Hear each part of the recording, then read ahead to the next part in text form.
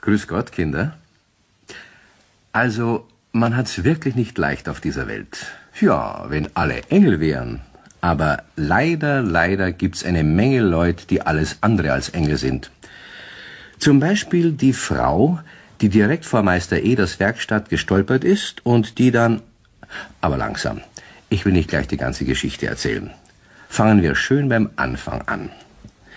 Also, es war ein Tag wie jeder andere.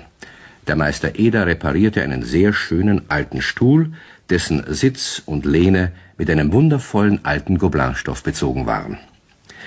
Der Pumuckl saß in seiner Schaukel und dichtete. 17 Mäuse trippeln Läuse, aber laut Katz miaut. Da bleibt in 2 und 17 das Herz stehen. Und so sind noch viel Läuser die Mäuser. Das sind dann überhaupt die allerläusesten Mäuse der Welt, nicht wahr? Wenn man nicht mal mehr ihr Herz klopfen hören kann. Und die böse Katze, die kann dann nicht eine einzige Maus fangen. Mhm. Du sollst nicht nur sagen. Bitte sag etwas mehr. Ein bisschen mehr. Wenn das da so eine tüftelige Arbeit ja, mein Gedicht ist auch eine tüftelige Arbeit. Pumuckl, gehst nicht gleich runter von dem Stuhl da? Wieso? Am Ende bringst du noch was dran hin. Das ist ja so ein wertvolles Stück. Direkt museumsreif ist das. Das bin ich auch. Ich bin auch museumsreif, aber kein Mensch museet mich. Und mein Gedicht, das war muhörumsreif, aber kein Mensch muhört. Aber geh. Tut dir nicht gleich wieder leid. Was? Schaut dir doch lieber einmal richtig den Überzug von dem Stuhl da an. Wie fein die Blümel da drauf gestickt sind. Und dazwischen der Vogel und dann noch ein Vogel.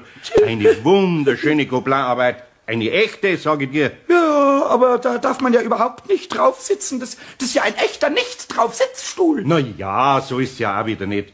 Auf keinen Fall ist ein Stuhl, wo du mit die Füßen aufsteigen darfst. Ja, auch dann nicht, wenn ich sie vielleicht einmal gewaschen habe. Nein. Also ich meine die Füße. Es könnte ja sein, mir ist lieber, du kommst mal weder gewaschen noch ungewaschen hin. Ja. Ich bin froh, wenn den der Kunde morgen abholt und ich die Verantwortung los hab. Ja, was ist denn da los? Ui. Eine Frau liegt auf dem Boden, direkt vor unserer Tür. Ui, die blutet. Ja, meine Frau. Ja. Ja, was ist denn passiert? Oh, meine Hand. Was Hand? Kommen Sie häufiger auf? Haben Sie sich was gebrochen? Ja, ich weiß nicht. Ja. Meine Hand tut mir so arg weh. So? Ja, oh mein. Was haben Sie? Alle meine 2 Strümpfe sind zerrissen. Ich glaube, es ist nur mal gut gegangen. Passen Sie auf, kommen Sie zu mir rein. Da gehen Sie nicht rein, da so. Ja. Kommen Sie nicht, sagen Sie nur gerade einmal, wie ist denn das geschehen? Ja, ich weiß auch nicht. Gestolpert bin ich heute und passiert was. Ach, das ist Na, gut. schauen Sie, wie meine Hand blut. Ja, warten Sie, ich hole Ihnen einen Verband. Aber gehen Sie viel lieber zum Arzt, Sie wissen schon wegen dem Dreck, der reinkommt. Also das ist aber wirklich nett von Ihnen, wenn man da ein bisschen was rumbinden könnte. Ja, das tue ich schon. Blut, ja, sonst alles voll. Ja, das müssen wir Obacht geben. Nein. Also ich muss mich direkt hinsetzen, sonst wird's mir schlecht an. Ja, sowas. bin ich da. Muss mir sowas passieren. So, es ist ja alles im Haus, werden wir ja gleich haben. Ja. Nein, um Gottes Willen. Ausgerechnet auf den Stuhl haben Sie sich gesetzt, auf den wertvollen. Hoffentlich haben Sie ihm da jetzt nicht der Blut hingebracht. Ach, wo? Blut geht nämlich kaum raus. Geh, sind Sie gut, Frau, da stehen Sie auf, kommen Sie her. Ja, Setzen Sie freilich, ihn lieber das ist ja da wurscht, her. wo ich ja, sitze. setzen Sie ihn da lieber her, so. Aber jetzt habe ich da was hingebracht. Was? Aber, ja, um Himmels Willen. Ja, und genau an der hellen Stelle, wo man es aber schon so sieht. Ja, liebe Frau, wir kennen den Sie nur. Haben Sie denn das nicht gesehen? Oh mein. Sie mit einem warmen Wasser vielleicht. Ich mach's einem in warmer Wasser. Um Himmels Willen, ja, nicht. Geben Sie mal Ihre Hand her, so. Ja. Damit nicht noch mehr passiert. So, das wickeln wir jetzt da rum. So, da rum. Also, wir erklären, dann machen Sie Und das. so rum, jawohl. Ich bin Ihnen so dankbar. Ja, aber wirklich. wenn ihr nur wisst, was ich mit dem Stuhl mache. Weißt du, das ist mir peinlich, aber schon so peinlich. Ausgerechnet Blut. Und morgen wird der Stuhl schon Ja, abgeholt. das müssen Sie gleich rauswischen. Nein, nix wird gewischt. Das muss ein Fachmann machen. Wenn man das selber macht, verdient man ja mehr, als man gut macht. Ich ruf gleich eine Reinigung an. Wird nicht billig sein. Wahrscheinlich muss ich den ganzen Polster rausnehmen, damit die den Stoff reinigen können. Wenn Sie meinen, rufen Sie an. Ja, muss ich. Ich hätte es auch so rausgebracht. Aber jetzt muss ich weiter. Ja, Momental, Frau, Momental, entschuldigen schon. Den Flecken haben Sie nicht gebracht, gell? Es tut mir leid, aber die Reinigung müssen schon Sie tragen. Ja, Ich hab's ja nicht absichtlich getan. Ja, ich darf ja auch nichts sagen, wenn's nicht so ein wertvolles Stück wäre, wo man wahrscheinlich eine Spezialbehandlung braucht. Außerdem habe ich jetzt so viel Umstände, damit das ganz Das ist aussieht. ja von mir aus. Ah. Rufen Sie halt an. Ist dir das Auf was? die Pfennig wird's mir auch nicht mehr ankommen. Ja, Ich gebe Ihnen halt meine Adresse. Ja, das Nachher ernst. können Sie mir die Rechnung schicken. Da tue ich gar nicht lang rum. ja, Frau, so machen wir's, ist gut. Also, da gehen Sie her, da haben Sie einen Block, da haben Sie einen Bleistift, da schreiben wir. Das ist ja gut. Schreiben Sie jetzt dass Ihre meine Adresse linke da her. Hand verletzt ist und Ja. nicht meine rechte. Freilich. So. Das soll Sichel, haben wir heißen, Aha, gell? ja. Geranienstraße 24. Geranienstraße. Was ist denn das gleich wieder für ein Stadtviertel? Das ist gar nicht weit von da, bei diesen neubauten Häusern. Wissen Sie? Ah, da ist das, Frau Siegelhammer. aha. Also nachher, gell. Ich wünsche Ihnen heute eine gute Besserung. Ja, Dankeschön für alles, gell? Hoffentlich geht der Fleck raus. Ja, hoffentlich. Auf Wiedersehen. Ja, auf Wiedersehen. Ja, sowas. Ja, sowas. Also, da muss ich gleich die Reinigung anrufen. Ja, hoffentlich geht mir das raus. Blut auf dem Stuhl. Brr, brr, brr. Da hättest du mal jemand zwicken dürfen, damit sie sich nicht hinsetzt. Nein. Wenn die Frau schon eine wehe Hand hat, dann kann ich sie doch nicht auch noch zwicken. Ah. So boshaft können nicht mal Kobolde sein. Na Nein. ja, schon, aber ja, mal sehen, ob's die Reinigung annimmt. Ja. Das ist ja gar nicht gesagt, dass man das machen kann. Telefonier mal an. Auf einem Stuhle ist nicht gut ein großer Fleck von rotem Blut. Schnellreinigung Meiersmann? Schreinermeister Eder hier. ist Sie, jemand am Apparat? Fräulein, könnten Sie mir helfen? Ich muss ja ganz schnell einen Blutflecken aus dem Goblinbezug heraus haben, bevor er reintrocknet. Könnt ihr Sie einer gleich bringen, damit man Meinst du, gleich das ist? tut mir furchtbar leid. Was? Wir können nichts mehr annehmen. Nicht? Und außerdem können wir auch keine Garantie übernehmen. Oh je. Wissen Sie, Blutflecken, Sie, das ist eine ganz heikle Sache. Ja. Und da kann es sein, dass der Stoff drunter leidet. Es tut mir wirklich leid. Also auf Wiederhören. Ja, auf Wiederhören. Oje. Oh mei, da haben wir jetzt die Bescherung. Welche Bescherung gab es? Ja, Kreuz, Birnbaum und Hollerstamm, da kann ich mich jetzt ärgern. Und die Frau, wie hat's doch gleich geheißen? Welche Frau? Die Frau da. Meier? Ja, die mit dem... Meiersmann. Ja, Siechelhammer, jetzt fällt's mir rein. Siechelhammer. Und gleich war es auch noch Schnappi geworden. Du hättest sie viel mehr schimpfen müssen, so wie du den Pumuckl geschimpft hättest. Und weißt du, in die Schublade hättest du sie reinsperren freilich. sollen, Okay. bis der Blutfleck rausgegangen wäre. Jawohl, das hättest du tun sollen. Okay, was fällt dir denn da ein? Ja, pass auf. Jetzt rufe ich noch eine andere Reinigung an. Ja? Und wenn ich alle Reinigungen, die es gibt, durchtelefonieren müsst. Ja, ich helfe dir. Der Meister Eder musste wirklich lange herumtelefonieren, bis er jemand fand, der ihm versprechen konnte, sich gleich des Blutfleckens anzunehmen. Noch am Nachmittag sollte er den Bezug in das Geschäft bringen. Der Meister Eder atmete auf. Ja, bin ich froh. Aber es ist schon so, wie ich gesagt hab. Ich muss die ganze Polsterung rausnehmen. Das hat mir noch gefällt. So, aber bevor ich das mache, dann muss ich unbedingt einen Tee trinken. Ja, Ich gehe jetzt in die Küche auf und stelle mir schnell ein Wasser drauf. Ja, und ich stelle mich schnell selber vor dem Stuhl auf und ich gebe Acht. Und wenn jemand hereinkommt, zwicke und picke ich ihn so, dass er ganz weit von dem Stuhl wegspringt.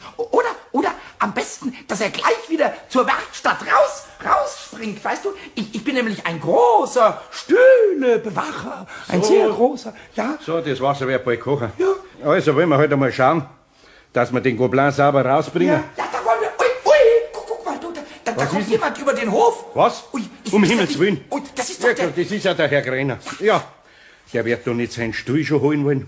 Ja, was machen wir denn jetzt? Weißt du, was wir machen? Was? Ja, zusperren. Einfach ganz fest Okay. zusperren. Na. Dann kann er nämlich nicht herein. Und wenn er nicht herein kann, dann kann er nicht seinen Stuhl sehen. Und wenn er nicht den Stuhl sehen kann, dann kann er ja auch nicht den Flecken sehen. Und dann weiß er Unsinn! gar nicht, dass Der er- sieht doch, dass da ein Licht ist. Wo? Schnell, legen wir die heilige Zeitung da auf den Flecken so, Ja. als ob die ganz zufällig drauf liegt. Ja, ganz zufällig so.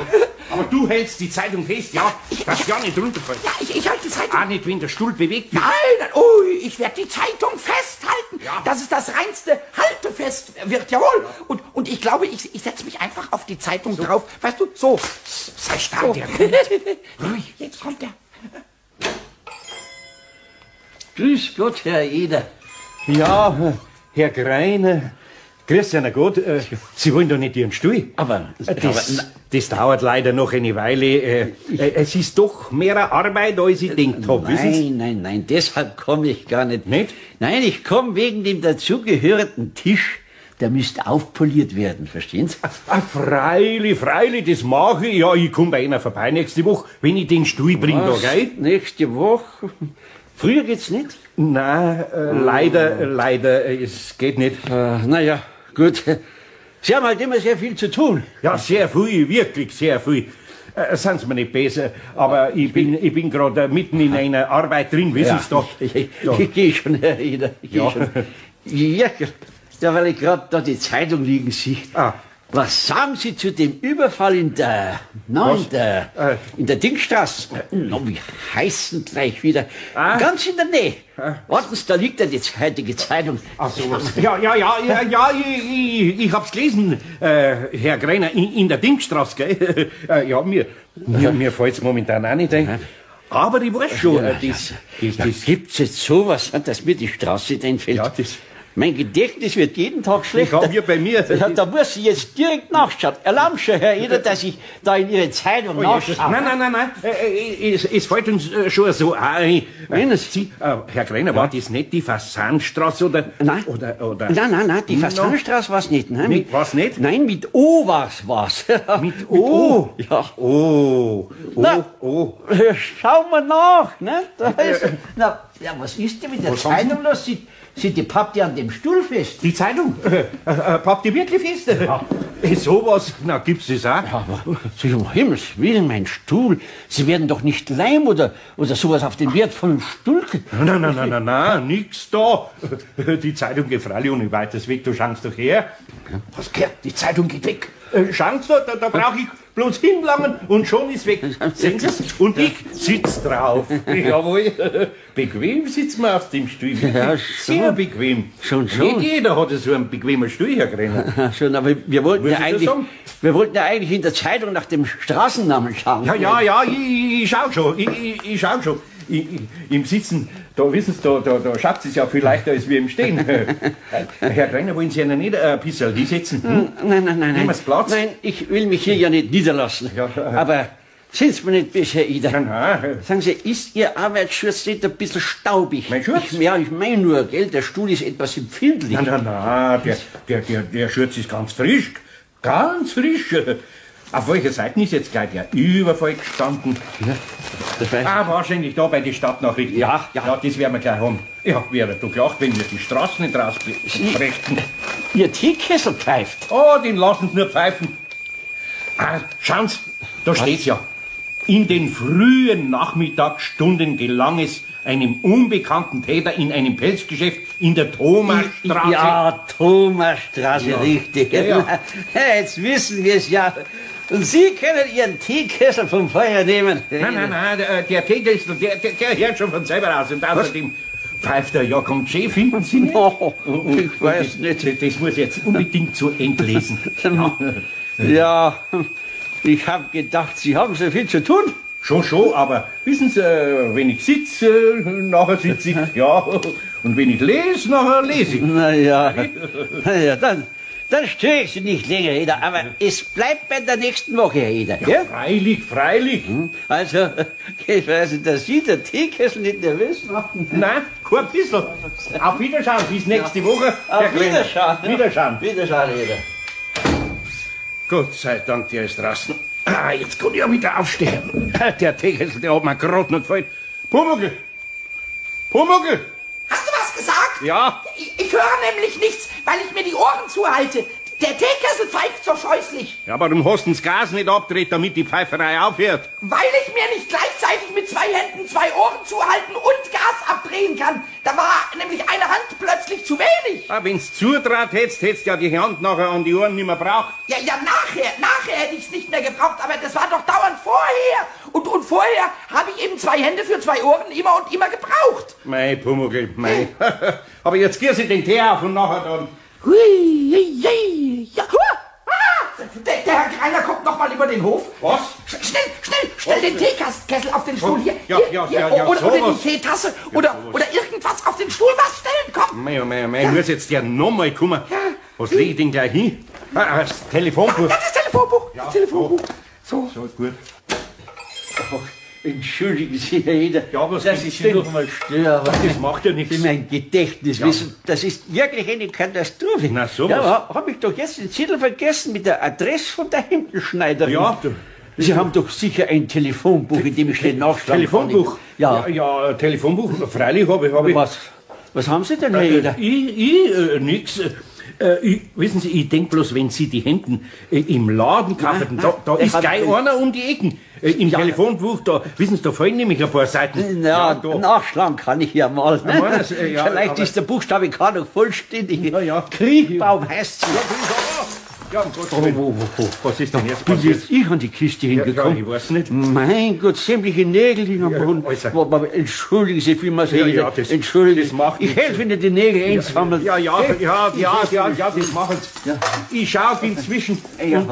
im Telefonbuch unter tun den Sie. Namen Kriechbaum. Kriechbaum. Wie war das? Kriech, Ja. K. Wie war der Vorname, Herr Greiner? Gisela, glaube ich. Gisela. ja. So, Kriechbaum.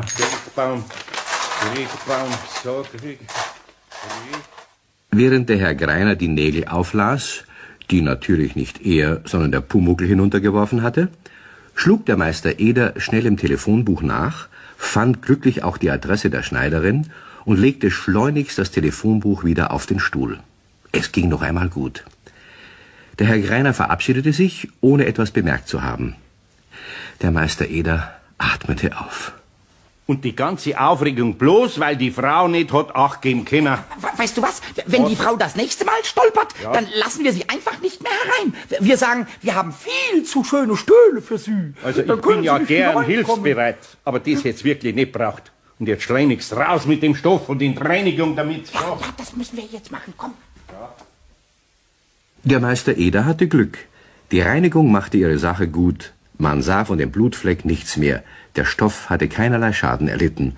Und da das Ganze express gegangen war, konnte er sogar den Stuhl pünktlich abliefern.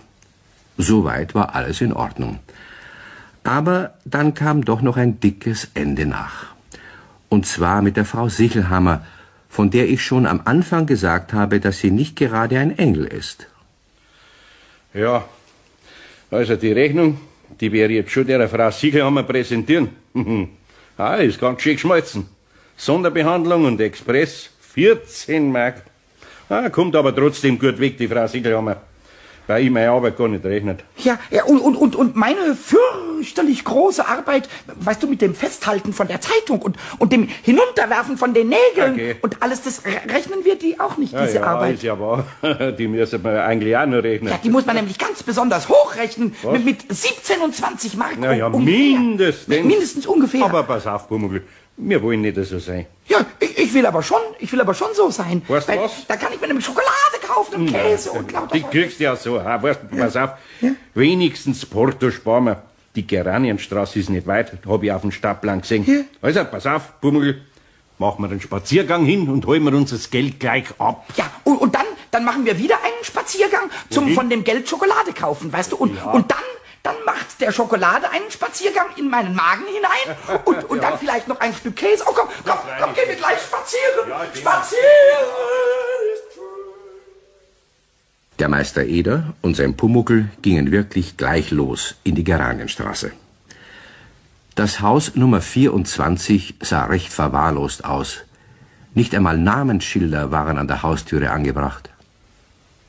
Mei, da darf man jetzt das ganze Haus absuchen, im alten Stockwerk, die Frau Sichelhammer wohnt. Ja. Wir wollen mal schauen. Bei der wohnt schon mal nicht. Ui, dafür wohnt aber im Parterre jemand, der Gemüse isst oder irgend sowas. Ja, Sauerkraut wahrscheinlich. Komm, geh weiter, Pumuckl. Weißt du, Schauen wir den vielleicht- ersten Stoffen auf. Vielleicht essen die dort Schokoladenpudding.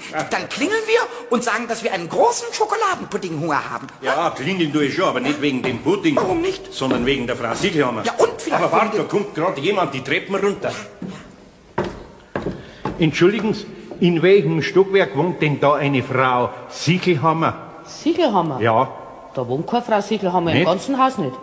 aber das ist doch die Nummer 24. Ja, freilich. Die Hausnummer, ne? Ja. Da ist der Zettel, was mir die Frau selber aufgeschrieben hat. Ja, ich wohne schon 30 Jahre da herin, da hat noch nie eine Frau Sichelhammer gewohnt. Auch nicht in Untermiete? Oh mein, Untermiete, das weiß ich auch nicht so genau. Oh je. Aber in unserem Haus haben sie nur im 4. Stock drum Untermieter. Ja, nachher wird schon im 4. Stock sein. Also, ich danke Ihnen recht schön, gell? Bitteschön. Im 4. Stock. Wenn ich das gewusst hätte, dann hätte ich es da mit der Post geschickt. Und meine alten Knochen geschont. Ja, sag mal, hat die Post lauter junge Knochen? Ja, jüngere schon als mich. Werden die Postknochen nie alt? Doch, auch, Pumuckl. Aber die sind das Treppenstein nachher gewohnt. Ah, so, ja. So, dann. Jetzt klingelt er mal da, im 4. Stock herum.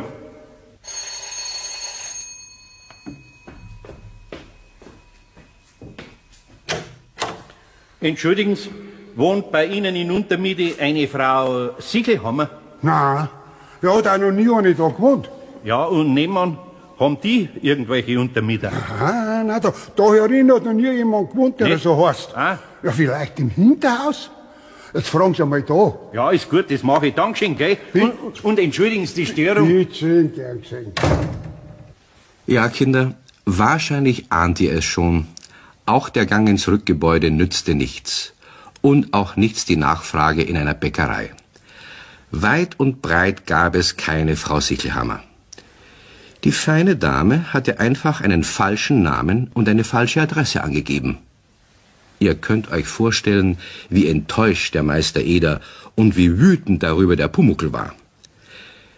Es blieb ihnen nichts anderes übrig, als unverrichteter Dinge in die Werkstatt zurückzuspazieren. Dort sprang der Pumuckl wie ein richtiger Kobold hin und her.